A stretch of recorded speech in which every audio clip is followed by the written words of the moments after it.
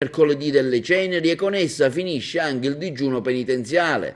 Con la messa vespertina in cena Domini inizia il triduo pasquale, ossia i 3 giorni nella quale i cristiani commemorano la passione, la morte e la risurrezione di Gesù Cristo, che ha il suo fulcro nella solenne veglia pasquale e si conclude con i secondi vespri della domenica di Pasqua.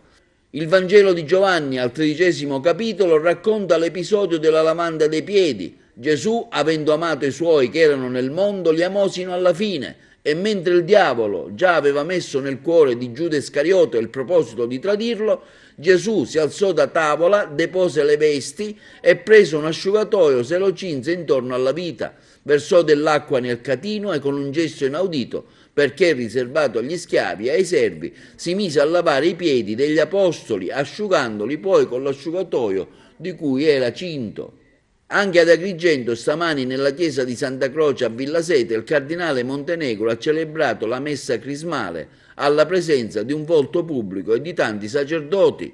Cominciamo oggi il triduo pasquale. Stamattina c'è la messa in cui i sacerdoti rinnoveranno le loro promesse, saranno benedetti gli oli e sarà consacrato il crisma.